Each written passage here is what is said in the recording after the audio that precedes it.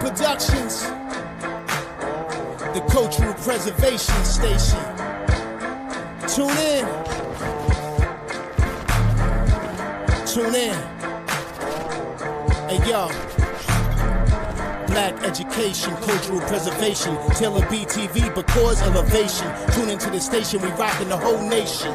That's right, we rockin' the whole nation, prepping new generation for mental activation. Tailored BEETV's the new sensation. Stop the hesitation and learn something new. My girl Taylor B's here to show and prove.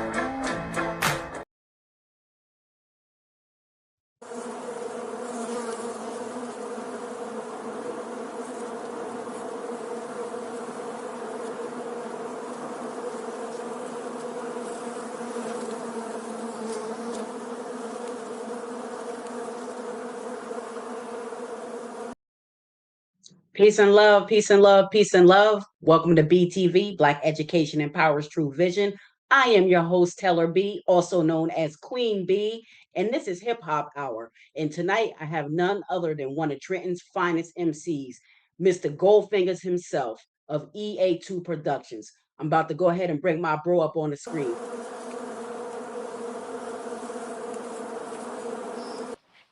Peace, sis. Peace and love, good? Bro. Peace. How are you? Good. All right. How you? I'm good. I'm happy to be here. I want to say happy Juneteenth to everybody out there. I want to welcome you to BEETV officially. I know we've done things in the past kind of behind the scenes, but you don't think you've ever been officially on BEETV. So welcome to BEETV. And I'm excited to get things going and talk about your new project. What's good, B? How you, baby? What's going on? Great. I'm wonderful. I can't complain. So we're going to just get right into it. I want to, first of all, I want to congratulate you on a new project coming out, The Theory of Thinking. It comes out today, drops today on June 19th. So everyone, make sure you go pick that up and we'll get those details out to you of how you can do that. But let's go ahead and get started. So Gold, tell us, for the people who don't know you, tell us your story and tell us who you were before you became Goldfingaz. Well, it's a few key players in my career. As I started off with my Aunt Phil, my Uncle Curtis, that was married to my Aunt Phil, Curtis Woodard. Mm-hmm. That's who sparked the music thing in me, because at 9, my uncle seen something in me from my mom's youngest brother, my Uncle James. My Uncle James told my Uncle Kurt that I, like to do rap and DJ.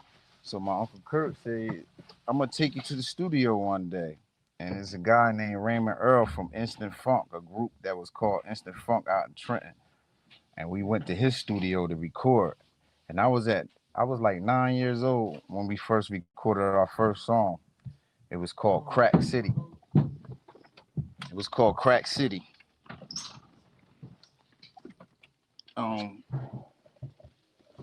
We did a lot at Raymond Earl studio and shit.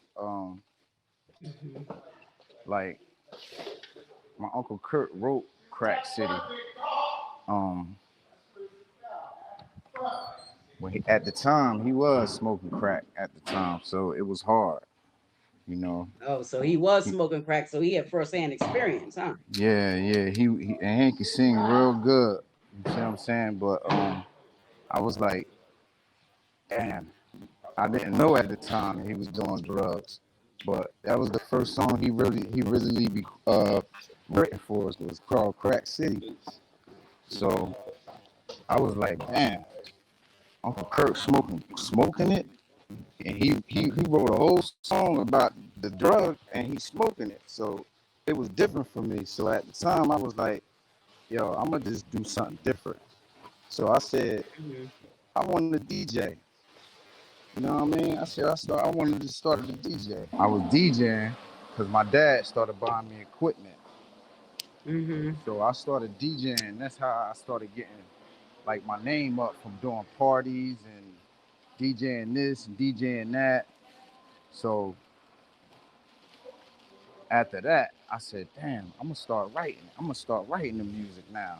Cause my uncle started me off writing the first round. So I want to start writing my own stuff. So I started writing my own music at home. So Mm-hmm. I was like 10, 11. Me and my man Tweez and Raheem used to go to my man Marlon Meadows' crib. Marlon Meadows is another key player in my career. So we started recording at Marlon Meadows spot like in the 90s, in the 80s, and 90s. He still got some of our recordings. But I was like, me, Tweez, and Raheem was going over there every day to record. But yeah, Marlon Meadows. Marlon Meadows is one of the guys from the projects I grew up with that we used to go to his crib every day to record. But we ain't had no microphones then. Mm-hmm. So we used earphones at the time. We ain't had no microphones, so we used earphones at the time. And we record 90 minute on 90-minute cassette tapes, front and back. He still got tapes of us recording at a young age, front and back, 90 Mm-hmm. 90-minute tapes, front side and B side of 90-minute tapes. As kids, this is like 10, 11, 12, 13. I think that around 14 I started DJing. That's when I started going to Ace Record Shop, buying my own records and stuff. Is that the moment when you realized that hip hop was more than a hobby for you? Yeah, because I was started making money. You know what I'm saying? I was making money off Mm-hmm. of it because I was DJing. You know what I'm Mm-hmm. saying? At first, I was a DJ. I wasn't doing no music because but like I said, after I realized my uncle wrote that song for us, Crack City, Mm-hmm. and Mm-hmm. he started doing the drugs, and I found out at a later age that he was doing the drugs. It was like, damn, Yeah. it's like, damn, man, what am I gonna do now? Cause he wrote the rhyme for us. Like, Right. I gotta start doing it myself now. So my mom was like, start writing your own music. Cause I was a little discouraged. I ain't gonna lie, B. I was a little Mm-hmm. discouraged when I found out he smoked crack. Cause I love my uncle, you know what I mean? But Right. the song was dope. The song was That's dope. We dope. It did it. sounds like it. It sounds like it had a lasting impact on you, We and it's what really introduced you into hip hop.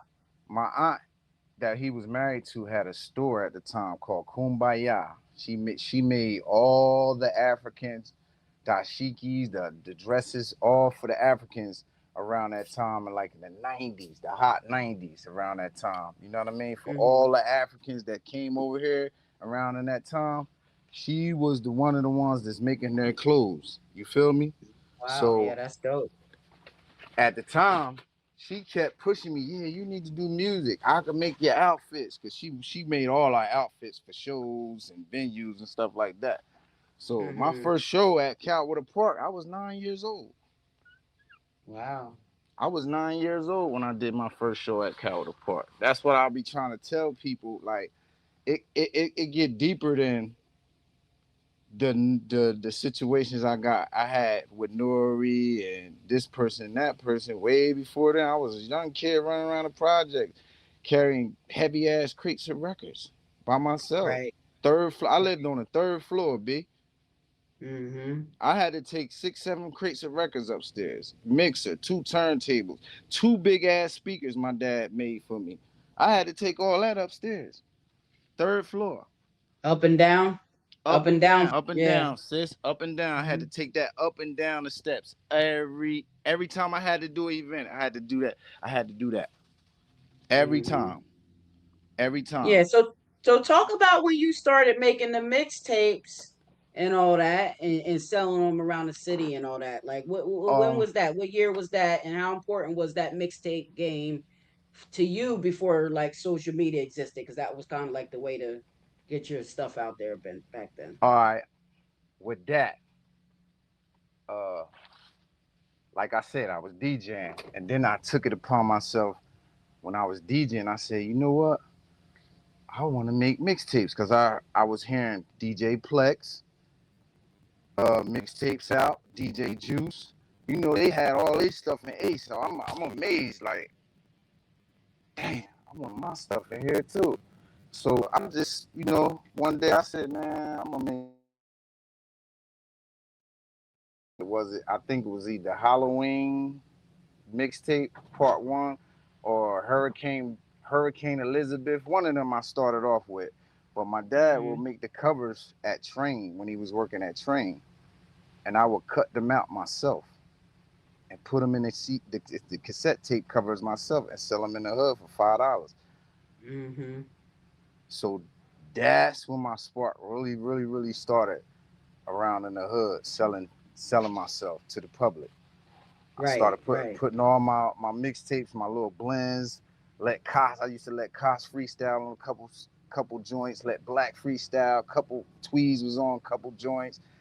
A few other people, you know what I mean, that was doing music in my room at the time. So that was what was it at the time. You know what I mean. After that, I seen when people start buying it, I start doing it more and more and more. Then that's when, can you do a cookout for me, Gold? Can you do my barbecue for me? Can you do my after hour for me? Can you do my birthday party for me? Can you do this for me? And that's where it sparked to that right there. That's how I start making money off my stuff. From right there. You didn't realize you was turning yourself and you was like a Yeah, I little was turning entrepreneur. myself into the money. Yeah. Into business. Yeah. Yep. Yeah. Damn. That's what's up.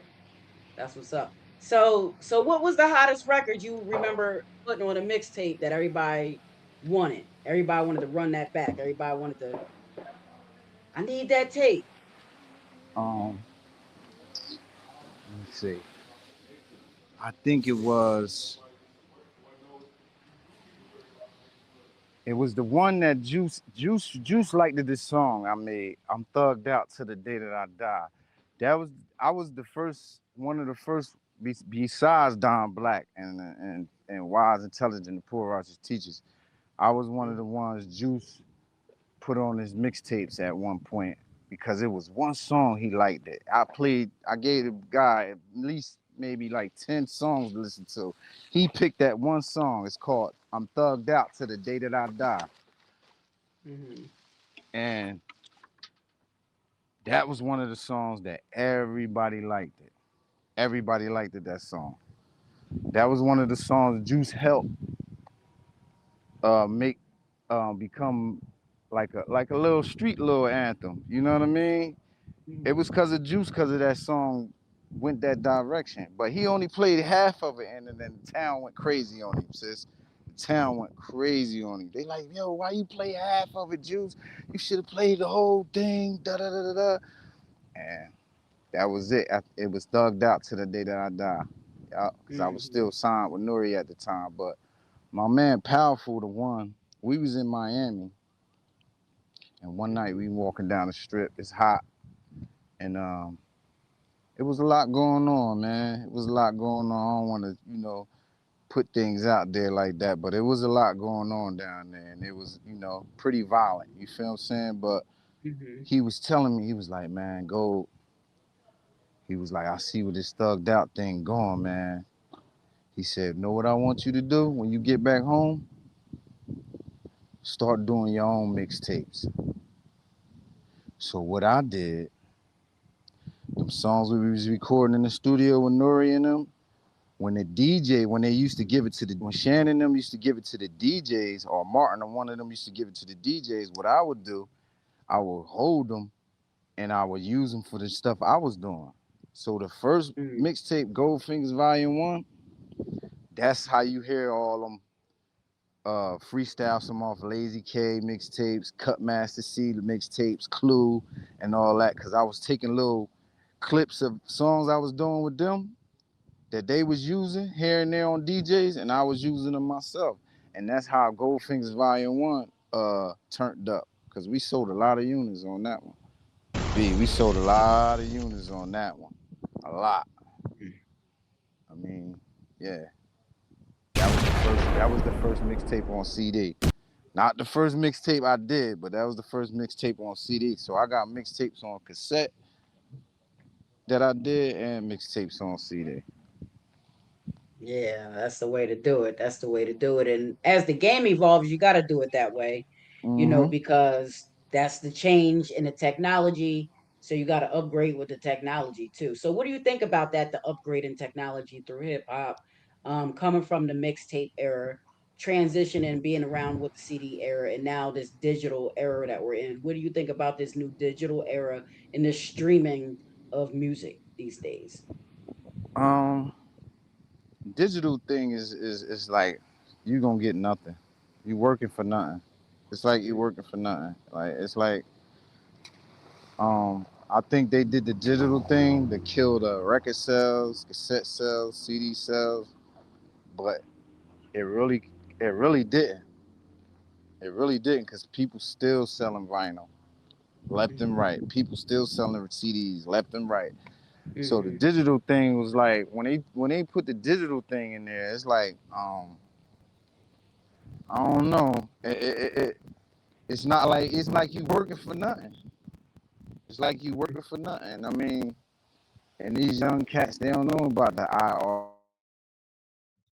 You can get your own. You can own your own, and then you got master recording. You can get paid off. Then you got performance recording. You can get paid off. So it's two different types of income. It really is more than two types of income you can get off of that streaming thing.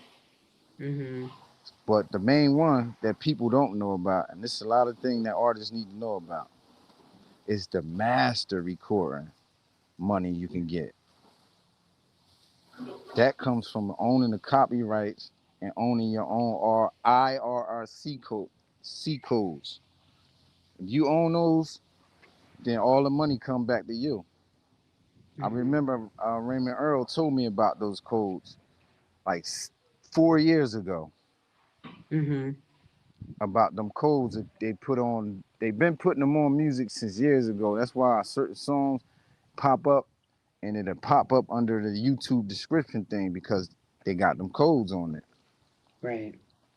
You know what I'm Yeah, saying? that's important. That's important to know because a lot of the artists don't know the game of the music. They just want to do the music. They don't know the industry part and ways to navigate that kind of stuff to make sure that you're not getting either jerked or you're getting all your return on your investment. Publishing. They Mm-hmm. gotta learn about publishing. There's a lot of guys putting out music and they don't have no publishing. Mm-hmm. If they do got publishing, you gotta know how to register your music. You gotta keep up with it. You gotta Right. learn. They put out new stuff all the time about it. It's changing every year. It changes. So you gotta stay Yeah. up to date with that. Cause that's the most important thing about the. If you got digital workout, you gotta have publishing. You gotta have Mm-hmm. a pro. You got to have a pro. I don't care who you is. You gotta have a pro. You gotta use a pro, because these people collect the money from other domains and countries, and you know what I mean. Yet you can't Mm-hmm. collect. Right. So it's not just music, man. I had my publishing since 2001. Mm-hmm. When my dad paid for mine, that's when it was 180. I got publishers and I got writers. So it's important to Mm-hmm. get publishers and you need the writers so you can collect both incomes. Mm-hmm. Talk to us now a little bit about your inspirations in hip hop. You live, through the greatest era of hip hop. Some would call it Golden era. the golden Golden era. era. Yeah, the Hmm. golden era, the greatest era. So talk about the golden era for you, and what made that period for you so special, and what artists influenced you during that time. Um, you see, I like I like the '80s. I like the '80s music. Mm-hmm. So my favorite group was Run DMC. I love Run DMC. Um, Kane, EPMD, another hot group I love. I love EPMD. Mm-hmm. That's one of my all time favorites.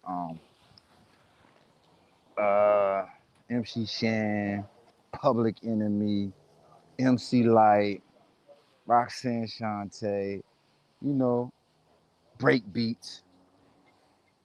A lot of those people like those guys in that time, like, cause they was fashionable.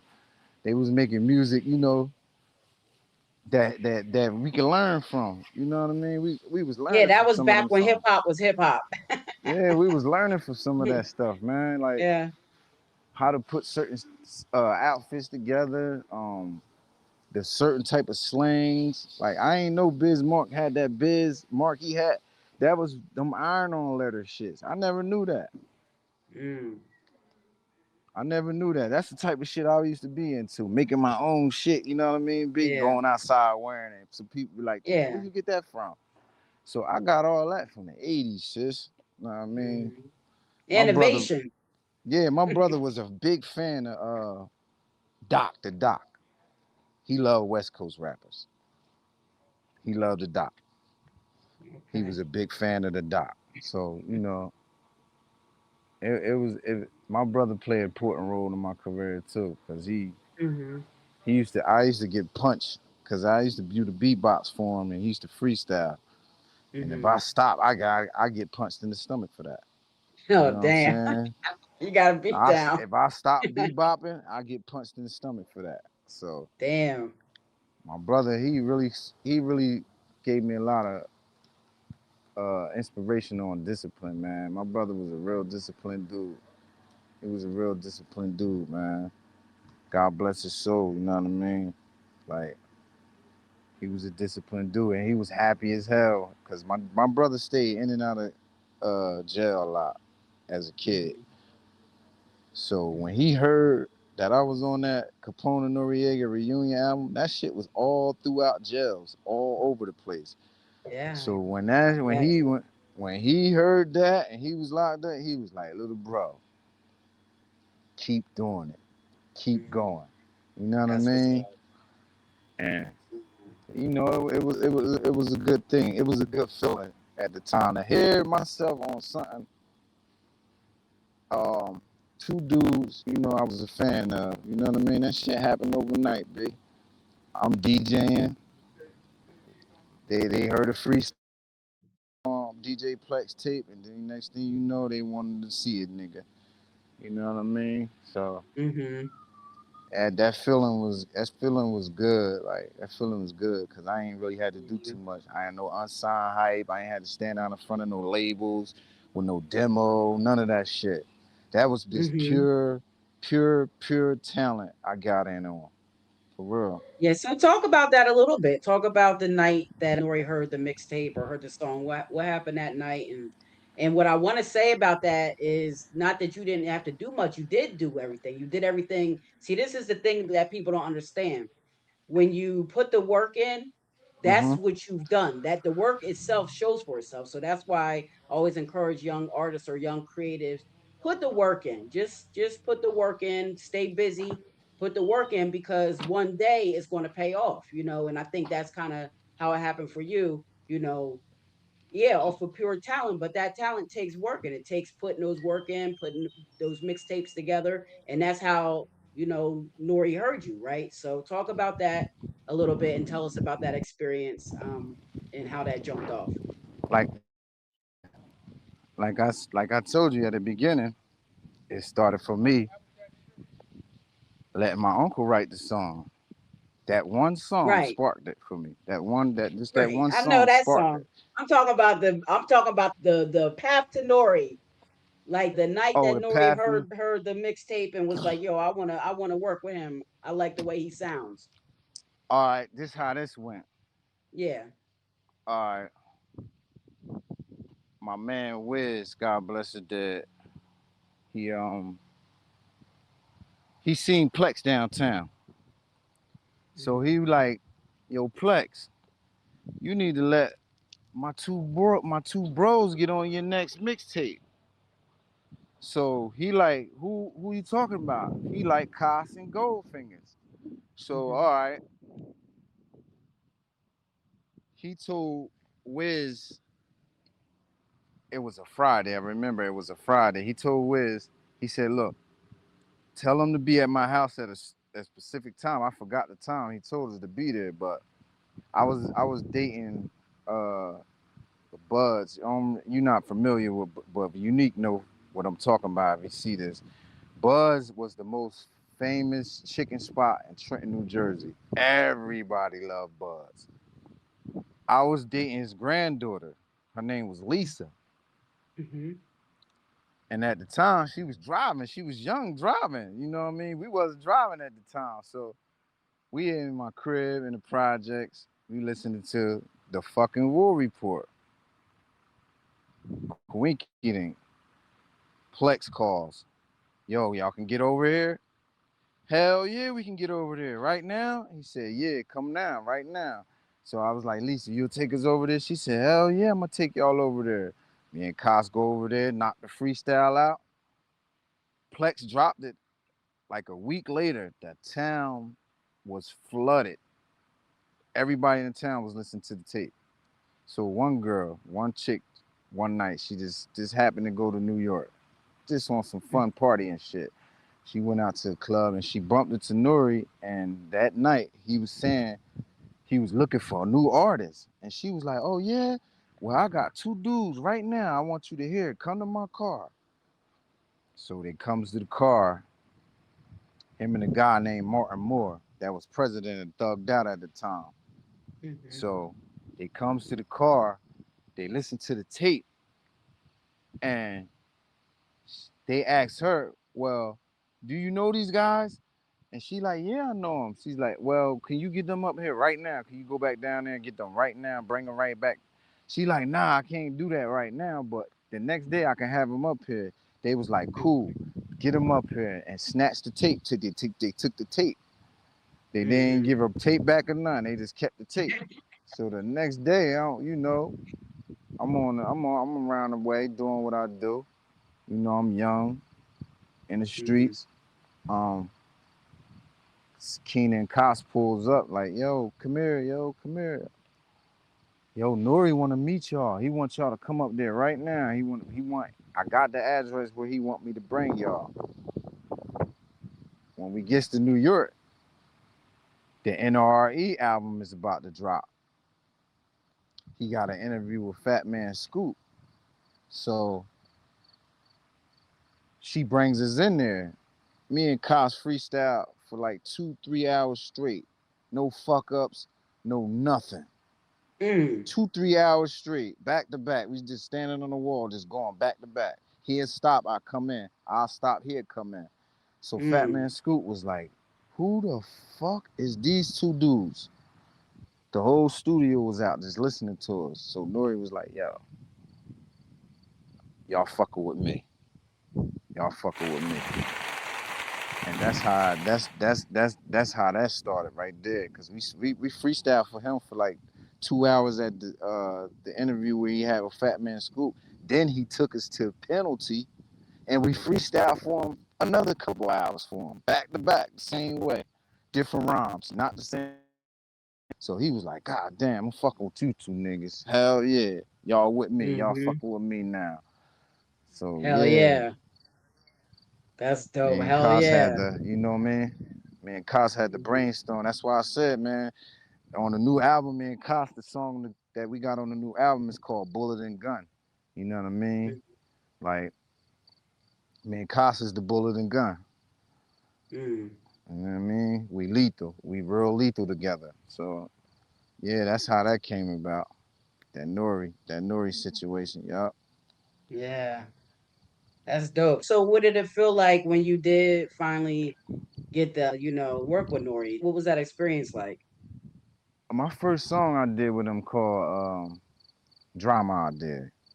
Mm-hmm. I remember going to the studio that day. He was like, yo, come up to the studio. I forgot what studio we did it in. I've been in so many studios up in New York. It's pathetic. Um, I just remember the experience. SBK did the beat. You know, Maze wasn't there that time. Mussolini was there. Troy Outlaw was there. Final Chapter, Scarlet. Prodigy just left. Mm. Um, Yeah, drama I did. The Murder Unit, my man Down Leezy and Six Sav on the intro. Yeah, that was the first song I ever did with them. Drama I Mm. did. And that's the first song I ever performed with them in the club. That Wow. that that that right there was a big Hmm. experience for me, B. For Yeah. real. That was a big experience for me. I ain't gonna front. That one right there, I was shocked. To be on stage with all them, Nature was there, such and such was there, Jungle and all them now. You know what I mean? It was just it was touching. So, I ain't crack up, sis. You know I did my thing. I don't fold. Absolutely. Absolutely. That's what's Yeah. up. Yeah, hell yeah, that's what's up. And that's really amazing. It's an amazing experience to have. So so what did you learn from seeing the industry up close like that most artists or fans don't see or don't know about? When you first get and step into them type of doors, and I'm gonna be Hmm. honest, and this for the youngins, just for guys that's on the come up, you always want to observe your surroundings Hmm. first. First, always learn. Always be willing to learn. Don't want to be the one that just want to be jumping, just want to jump into something just because you got your opportunity. It don't work like that. Everybody gets their turn. Hmm. Everybody gets their turn. And with those, and what most artists don't understand is like you can't go in there expecting anything. That's like somebody's gonna give it to you. You gotta Hmm. earn it. You have to earn it. You're gonna get jerked in the process in some type of way, but you gotta earn it. You gotta. That's how I did it. I sat back. I was humble. Like the first time I ever met Granddaddy IU, God bless his soul. Know what he Hmm. said to me? What's that? He walked in, he seen the hunger in my face. He said, "Yo, this dude right here look like he ready to jump on anything. He ready, N.O.R.E. He ready." And then he shook my hand. He was like, "Yeah, keep that motivation." You know what I Hmm. mean? Like that night was like I needed that. You feel me? Damn, an OG legend said this shit. Right. Like I'll take little insights from certain people. Like my man Deuce used to tell me, take your time. My man Deuce from the Murder Unit. At the time I used to be rushing. Cause I'm in the studio. You gotta understand, I'm young, I'm 19, 20 years old. I'm in the studio with all these celebrities. They out there already. They got names. So you got nervousness in you. You Hmm. got anxiousness in you. Hmm. You get scared because you don't want to mess up. Because you don't Right. want nobody to say nothing. You feel what I'm saying? Your pride be in the way sometimes. Certain things you know you don't supposed to say, and somebody might say, "Nah, change that," but in your head, like, "Nah, I don't want to change that." You gotta listen. That's another Right. thing. You gotta listen. You gotta listen to constructive criticism. You gotta take that. Nah, that's not it. That's whack. You can do it better. And they not downing you. You know what I mean? They're just Right. telling you you can do it better. Do it better. Right. You got Step it all the up. time. Step it Yeah, up. you got all the time. Like one Hmm. time I was in there and I was doing my verse and it just couldn't come to me. You know what I mean? And Hmm. then N.O.R.E stepped up and was like, "Go, take your time. We got all night, brother." And then when he said that, I took a deep breath, stepped back, knocked my verse out. You know what I mean? Mm. I was a student. When you're a student stepping into the game, you gotta sit there. Me, my mom said it, but it was my problem in school, not paying attention. Mm. Everything else I had down pat, B. I ain't pay Hmm. attention a lot. I used to throw my homework in the gutter at second grade every day. Every day I throw cause I didn't like the teacher. I felt that she wasn't teaching nothing. So every day I would come home, And she I'll show wasn't. you this gutter. She wasn't. Yeah, I'm she was a sure. she. I didn't want to be racist and nothing like that, but she was a white lady. She didn't care about teaching us black kids. She was worrying about her check. Mm-hmm. So what Right. I do, every day I come home, I'm gonna show you the gutter. Next time you come down the way and we kicking it, I'm gonna show you that same gutter. I would throw my homework in every day, and you know what? Music helped me read better. Mm. That's what's up. Word up. So as me getting into the game and learning certain shit, first thing I learned, and thanks to Shanduna, love you bro for this. He made sure I had my publishing. He made sure I didn't get clipped for my shit. Right. That's mine. I own that. I remember the day he took me up to the BMI to get my papers. Mm. You know what I mean? For my publishing. You know what I mean? So I could eat off of what I was doing with guys. You know what I mean? Mm-hmm. So that was the first thing, and then I started teaching Tweez, Chrome this, Raleigh this, sprinkling it in the ooh area here and there, sprinkling in the black area. Everything I learned, sprinkling in the unique area. You feel what I'm saying? I try to always come back, B, and spread the education and spread and let guys learn from off of what I Mm-hmm. learned. You see what I'm saying? It's Mm-hmm. like an each one teach one thing. That's my experience with that shit behind closed doors in the music industry. Mm-hmm. I'm learning off the muscle. I'm learning off the grind. That's it. So I know down ahead of time, I know what to expect, what not to go for and what to go for. Right. That's all you gotta do is pay attention and you're gonna learn Yeah. it. Mm-hmm. Absolutely. Absolutely. What do you think is missing from the game today? Like, what do the artists have? Because you was just talking about like your publishing, and you Hmm. talking about each one teach one and spread that out. What do you think is missing today from the music that y'all had back in the day? And what do you think the artists today have that y'all didn't have back in the day that you would like to have, if that makes sense? Sticking to the concepts. More it's Mm-hmm. like more concepts of songs.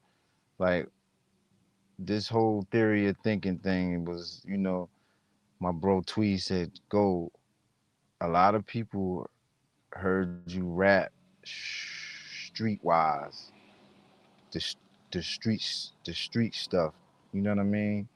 Take it Mm-hmm. back to when you used to tell stories, cause I'm good with telling stories, just like as a Nas, a Slick Rick. I was good at that, Yeah, cause I you're take my good at that. mind. I You're take good my at mind. words. Yeah, I take my mind Yep. out, cause you know why? My mom used to make me sit in my room Mm-hmm. every time she felt I'm gonna go out there and get in trouble. She'd say, "Stay in your room, do your music, do Mm-hmm. some music." When I'm closed in, I think better. Mm-hmm.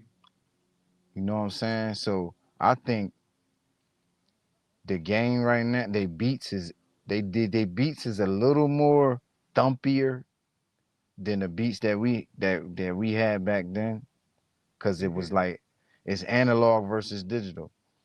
Right. Mm-hmm. See, the producer had to come to the studio and lay each sound one by one on a 2-inch reel. If that reel popped, the engineer got to tape it back together. It takes almost an hour for that shit to redo. Mm-hmm. A lot of these young guys don't know that, B.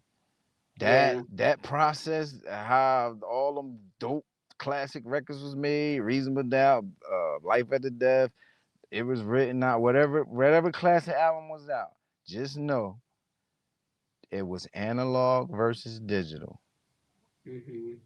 And analog was way much complicated than digital right now.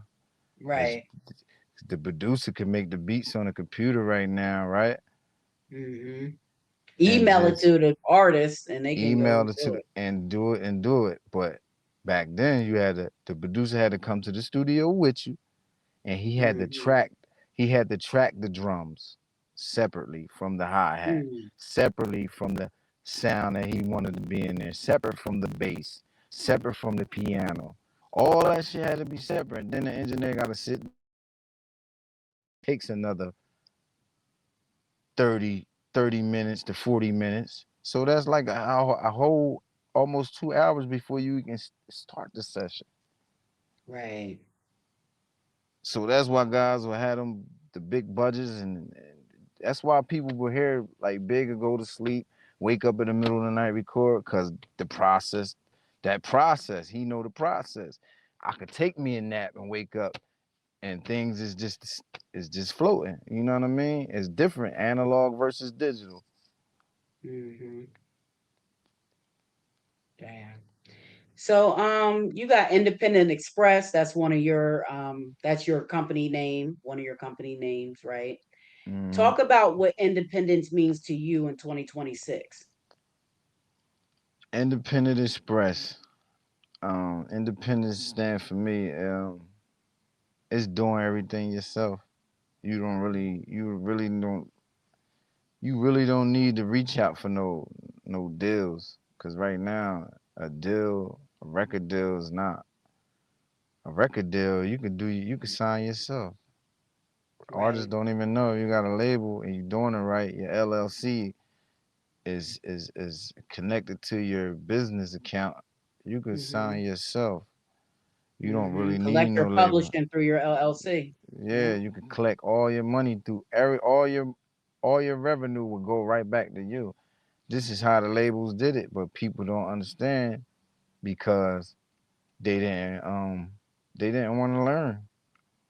They Mm-hmm. didn't want to learn it. But see, money blinded a lot of artists back then too. So the advances they was giving out, it was like, man, I got this 25,000. I was just a bum.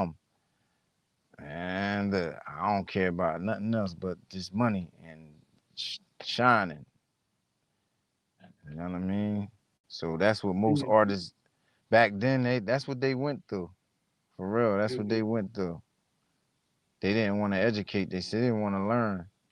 They got that money, and then that was just it. You know. Mm-hmm. Mm-hmm. So, what advice would you give an artist today who's real talented, but they don't know or understand the business of music? What advice would you give them? Slow down and learn it. Mm-hmm. Slow down. Step back from the music. You know what I mean, and learn. Gotta learn about IRSC codes, publishing, performance, scrutinize, mechanical royalties. You gotta learn the difference between that. You gotta learn the difference between what songs you can put in placements.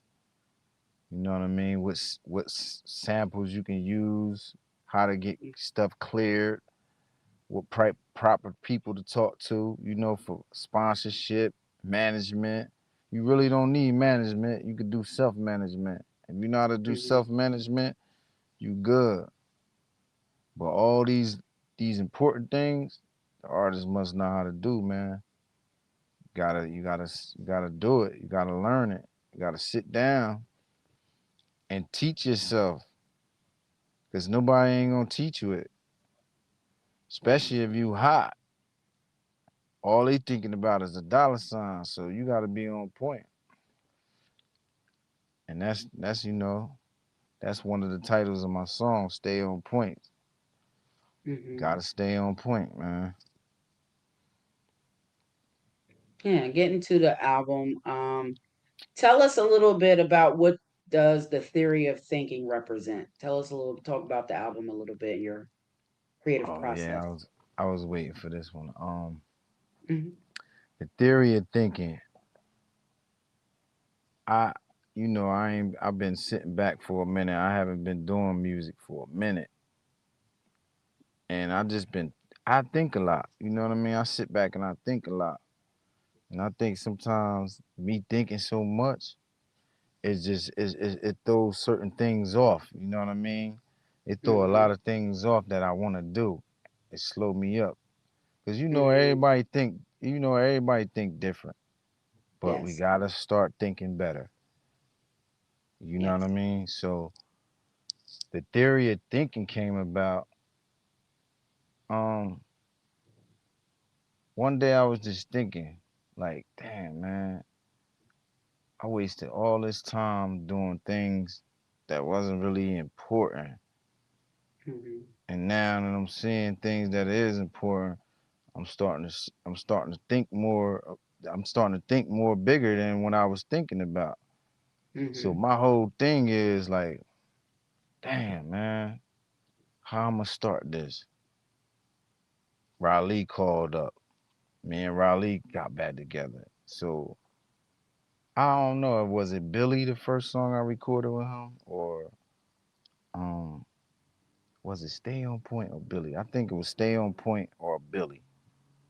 Mm-hmm. I first recorded with him, and right there I said, "Damn man, this shit got me thinking.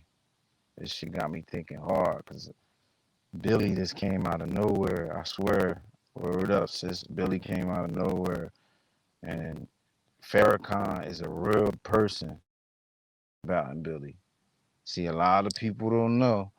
Farrakhan was a real bona fide hustler who had money. He was originally from Newark. Mm-hmm. Dude had sneaker stores in Newark. He wore furs, diamond rings. He had money, B. For real. I honestly, he just popped up out of nowhere. He like an angel. For real, he was like an angel. He the first guy to ever like see me and was like, I want you to stay because you getting a lot of trouble. I want you to get out of that trouble. I want you to focus on getting some money. You know what I mean? So Farrakhan's a real person in Billy. Farrakhan's a real person in Billy. Theory of thinking. You got titles like Stay on Point, where I'm talking about basically staying on point. Everybody I want kids, grown-ups, elders to stay on point. Everything you do, you stay on point. You could be driving, somebody can hit you. You Mm-hmm. could be in a club, put your drink down, somebody can slip you a Mickey. You know what I'm saying? You Mm-hmm. can be outside in a crowd, a bullet can hit you out of nowhere. You gotta stay on point. Um, I got titles like Mind Control. Once it control your mind, it's over for the soul. You know what I'm saying? Like anything that could control your mind, it's over for it's over for the soul. You see what I'm Mm-hmm. saying? It's over for the soul. So mind control is another deep title I got. You know what I mean? Featuring Haiti on there. And Mm-hmm. Haiti explained the young niggas getting knocked off their toes because they not thinking right. It's all mind control. Everything can be controlled by itself if we control it. You know what I mean? Mm-hmm. We gotta control ourselves. If we start controlling ourselves and the things we do, man, I think the world gonna be a little better, man. You know what I mean? I think it's gonna be a lot better. And we can control ourselves because, like, I was studying something on YouTube, and God said, "Money ain't power, control is." Mm-hmm. Yeah. Money ain't power, control is. Because if you don't got control over nothing, that ain't no power, right? Right. So, and then I got titles like Julia, where I'm talking about a little chick that I seen one day, and I asked her for a number and kicked it to her, and at the time I didn't know how old she was and what she was into. Mm-hmm. You know what I'm saying? She got me tied up with some Africans for sex trafficking. You know what I mean? Mm. So you got to be careful of who you out here talking to. You know what I mean? So yeah, Julia got me tied up in some sex trafficking, stuff, and titles like "Be a Thinker." That's the intro. Be a thinker is just to open up. It's gonna open up your mind totally, totally, totally free. I'm telling you, sis. It's gonna be a thinker when it first it start. I started be a thinker off first for a reason. That's like to open up the mind, completely. Mm-hmm. Little kids gotta think about the streets they walk. You know what I mean? You gotta think about a funeral when you pass away, how much a funeral costs. What if you was homeless? How would people treat you? Would Yeah, they be rude? Would they be rude with you? Would they be kind with you? Would they still love you the same? You know what I mean? It's like be a thinker. Don't let nobody else think for you. that's right. Think fresh. Cause always know that fresh can spoil. You know what I Mm. mean? Then I got titles like I told you bullet and gun. You know what I mean? Without the bullet, you can't use a gun. Without the gun, you can't use the bullet. It's either way. Either way you look at bullet and gun, it can't be used without each other, right? Right. So that's the joint with me and Kaz, bullet and gun. That's produced by me. That's the only Mm-hmm. joint that's produced by me on there. Then Never Take Sides. Mm-hmm. That's produced by my stepson Munchie. You know what I'm saying? Okay. Fire, Never Take Sides. Um, The Bond with me and Tweez. Tweez talking about when we was kids and how we first fought over him breaking my G.I. Joe, man. And me and him had a fight over that shit because he broke the leg off my G.I. Joe. That was one of my favorite G.I. Joe men. So he talk about that, and my dad toy collection is just crazy. My dad got a toy store in his basement. Wow. Amazing, amazing. So that video about to be shot soon. The Bond Okay. with me and Tweez. And Looking then I forward got to that. Mhm. um what else I got? I got We Equal. That's another one you definitely gonna love. Cause that's definitely some Juneteenth type of inspirational anthem right there featuring Chrome on it. That's Finally, I what's up. finally got some new songs out of Chrome. It's called We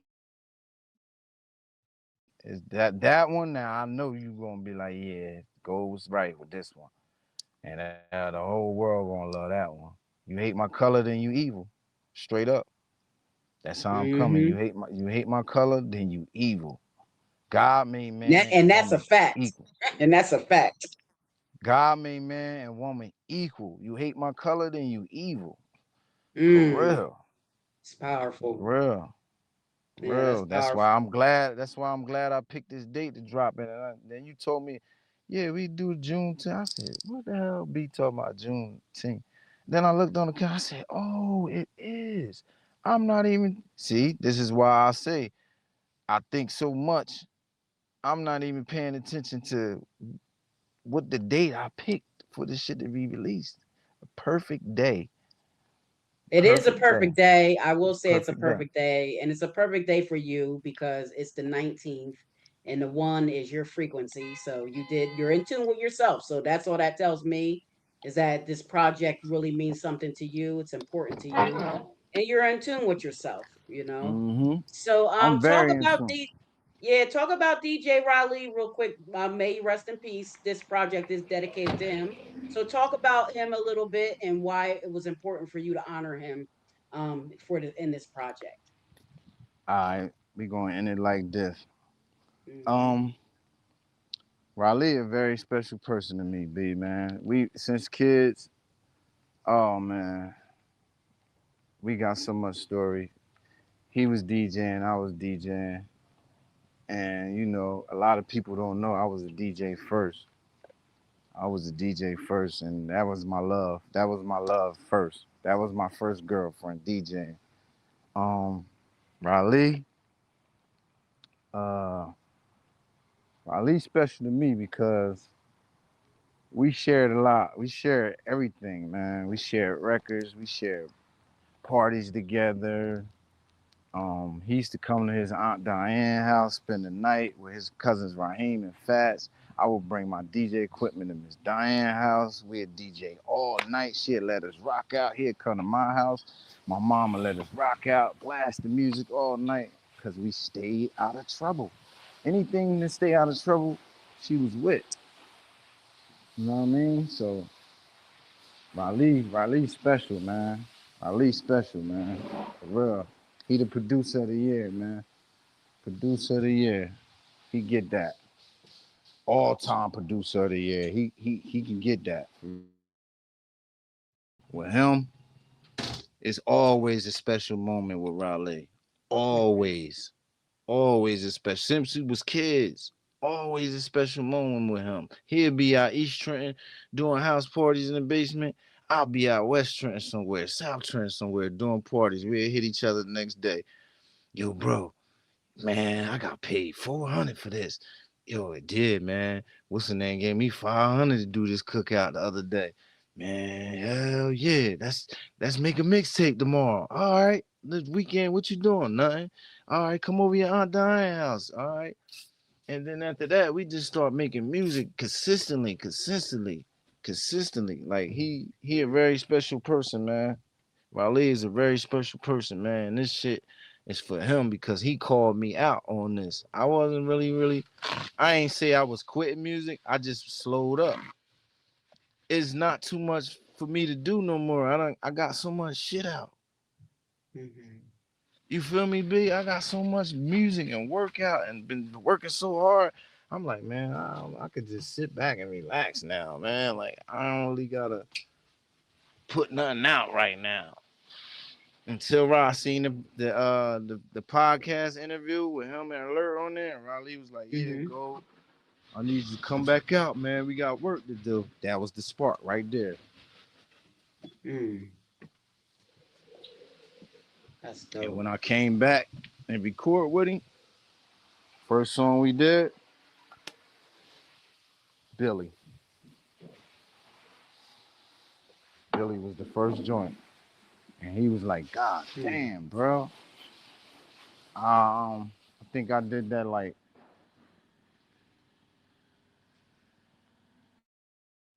40 minutes. Mm-hmm. My girl was right there. She could tell you, B. I wrote that shit right there on the spot. Mm-hmm. I already had just I was saying. I was thinking so much, yo. Cause you and Unique, y'all been Yeah. working, doing He was y'all ready to thing. go. Hello.